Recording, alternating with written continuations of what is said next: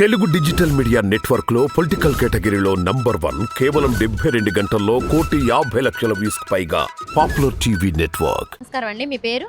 నా పేరు సుబ్రహ్మణ్యం అండి. ఏం చేస్తుంటారండి? నేను షాప్స్కి చాక్లెట్స్ బిస్కెట్స్ అవి ఇస్తూ ఉంటాను. అంటే అవి ఓనా లేదంటే అక్కడ నుంచి అని తీసుకొచ్చి మళ్ళీ మీరు వేస్తారండి? తయారు చేసే వాళ్ళ దగ్గర నుంచి తీసుకొని వచ్చి కొన్ని వన్ టౌన్ షాప్స్కి వెళ్ళి తీసుకొని వచ్చి బడ్డీ కొట్లకి కిరాణా షాపులకి వాళ్ళకి సప్లై చేస్తూ ఉంటాను. అంటే ఎంత మిగులుతుందండి పర్ డే? రోజుకు ఒక 500-600 అట్లా మిగులుతాయి. అంటే మీ ఖర్చులు అన్నీ పోను మిగులుతాయండి? అట్లా ఏం కాదు, ఖర్చులు అన్నీ పోగా 300-400 వస్తాయి అట్లా. ఇంకా ఎంతమంది పిల్లలండి? నాకు 2 పిల్లలండి. ఏం చదువుకుంటున్నారు? ఒకళ్ళు 9th క్లాస్, ఒకళ్ళు 10th క్లాస్ చదువుతున్నారు. క్లాస్ ఏ స్కూల్ అండి? ఒకళ్ళేమో సద్గత స్కూల్లో చేశాను, ఒకళ్ళేమో భాషం స్కూల్లో చదువుతున్నారు. వాళ్ళ కోసం కొద్దిగా ఇప్పుడు నిత్యావసర వస్తువులన్నీ ఎలా ఉన్నాయండి రేట్లు? కూరగాయలు అన్నీ బాగా హై రేట్లో ఉన్నాయి కదండి. అట్లా అలా ఉప్పులు పప్పులు కానీ ఇవన్నీ అన్నీ బాగా పెరిగిపోయాయి కదండి. గత 5 ఏళ్ల కిందట ఉన్న రేట్లకి ఇప్పుడు రేట్లకి 2 రెట్లు పెరిగాయని భావించవచ్చు. అట్లా అమ్మఒడి వస్తుందండి? అమ్మఒడి వస్తుందా? అమ్మఒడి వస్తుందండి.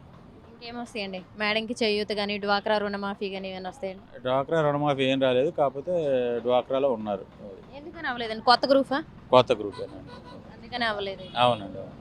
ఎలా ఉందండి ప్రస్తుతం ప్రభుత్వ పరిపాలన? ప్రభుత్వ పరిపాలన అంటే మామూలుగానే ఉంది, అంతే. అది అంటే good or bad, okay normal ఎలా? నార్మలేనండి, అంత గొప్పగా చెప్పుకోవడానికి ఏం లేదు. అది పథకాలన్నీ ఇస్తున్నారు కదండి. పథకాలు ఇస్తున్నా దానివల్ల ఏం ఉపయోగం లేదని భావిస్తున్నాను. ఎందుకనండి ఇప్పుడు అమ్మఒడి వచ్చింది, మీరు దేనికో దానికి ఉపయోగించుకుంటారు కదా.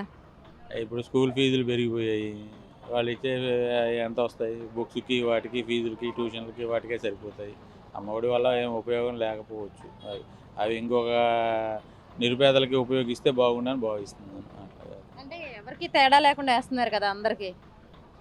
వేస్తున్నారులేండి, ఇప్పుడు అట్లా ఇచ్చి ఇట్లా తీసుకున్న సామెతలాగా అయిపోతుంది. అది రేట్లు అన్నీ పెరిగిపోతున్నాయి కదండి వాటికి. అంటే నెక్స్ట్ ఎవరు వస్తే బాగుంటుంది అనుకుంటున్నారు? ఎవరు కనుక వస్తే? ప్రజలకి మేలు చేసే ప్రభుత్వం రావాలని ఎవరైనా కోరుకుంటారు. 2 ప్రభుత్వాలే కదా, వాళ్ళు వస్తే వీళ్ళు వస్తే వాళ్ళు. కాకపోతే ఏంటంటే ఒక సంవత్సరం ఒక గవర్నమెంట్కి ఇవ్వాలి, ఇంకో సంవత్సరం ఇంకో గవర్నమెంట్కి ఇస్తే కానీ కొంచెం బాధ్యతగా చేస్తారని భావిస్తున్నాను. ఒకసారి వాళ్ళకి ఒకసారి వీళ్ళకి ఇస్తే అట్లాగని భావిస్తున్నాను. ఒకవేళ టీడీపీ గవర్నమెంట్ వస్తే ఇంతకన్నా బాగా చేస్తారనుకుంటున్నారా?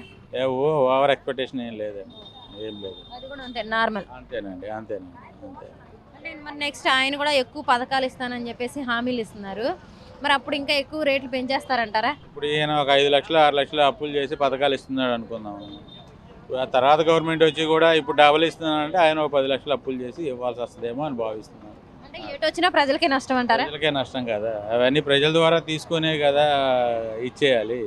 అది మరి ఇప్పుడు పొత్తులో వస్తున్నారు కాబట్టి టీడీపీ జనసేన గెలిచే అవకాశం ఉందంటారా? చెప్పలేను. ఒకవేళ గెలిస్తే పవన్ కళ్యాణ్ గారికి సీఎం ఇస్తారండి?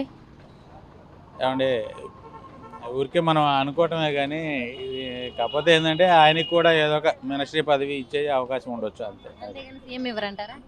ఎట్లా ఇస్తారండి? ఇప్పుడు ఇది టీడీపీ గవర్నమెంట్ ఎన్నో ఏళ్ళ నుంచి ఉంది. ఈయన కూడా 10 ఏళ్ల కిందట పెట్టారన్నారు. ఒకసారి సొంతగా చేశారు, ఒకసారి సైలెంట్గా ఉన్నా అన్నారు. ఈ సంవత్సరం పొత్తు పెట్టుకున్నారు. పొత్తు పెట్టుకున్నప్పుడు పొత్తులో భాగంగా వస్తాయి కానీ ఒకసారి రాజు అయిపోడు కదా, అట్లాగా. అది అంటే సీఎం అయ్యే ఇది లేదంటారా పవన్ కళ్యాణ్ గారికి? ఏమంటే భవిష్యత్తులో అవుతారేమో చెప్పలేము, అవ్వాలనే కోరుకుంటాము. మంచి చేసే మనస్తత్వం ఉంది కాబట్టి మనం ఏం వేరేగా మాట్లాడక్కర్లేదు. కాకపోతే ఏంటంటే ఒక్కొక్క మెట్టు ఎదగాలి కానీ ఒకసారి పైకి వెళ్ళాలని స్వతహాగా వెళ్ళట్లేదు కదా, పొత్తుల్లో భాగంగా వెళ్తున్నారు కదా. ఇప్పుడు ఎవరికి వాళ్ళు ఎక్స్పెక్ట్ చేస్తారు కదా, ఈయన పొత్తులో వెళ్ళాడు కాబట్టి ఈయన మినిస్ట్రీ పదవులు ఎక్కువ ఇచ్చే అవకాశం ఉండొచ్చు. మరి అదేవిధంగా మరి విజయవాడ ఎంపీ కేసినేని నాని గారు పార్టీలోంచి బయటకు వచ్చారు, దానిపైన మీ అభిప్రాయం అండి? అంటే ఆయనకు సీట్ ఇవ్వకపోవడం వల్ల అసంతృప్తితో బయటకు వచ్చారంటారా? వాటి గురించి నాకు పూర్తిగా తెలియదు కాబట్టి నాన్నగారు బాగానే ఇచ్చేశారు, అది ఒప్పుకోవచ్చు. అంటే ఆయన మంచి నాయకుడు, ప్రజల్లోనే తిరుగుతారు అనే పేరు కూడా ఉందా ఆయనకి? ఉందండి. ఇప్పుడు పాత నీళ్ళు కొత్త నీళ్ళు అన్న సామెతగా కొత్త తరానికి ఇవ్వాలని గవర్నమెంట్ ఏమన్నా, అదే టీడీపీ గవర్నమెంట్ ఏమైనా బాగా ఇచ్చి ఉండొచ్చు. కానీ నాన్నగారు కూడా మంచి పనులే చేశారు.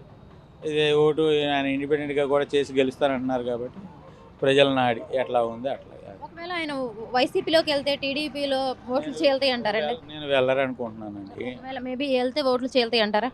చీల్తాయి కదా, సహజమే కదా. ఆయన అభిమానులు ఆయనకు ఉంటారు కదండి. దేంట్లో అభిమానులు దానికి ఉంటారు. చీలంగా ఏముంది, మామూలుగా అట్లా ఉంటుంది అది.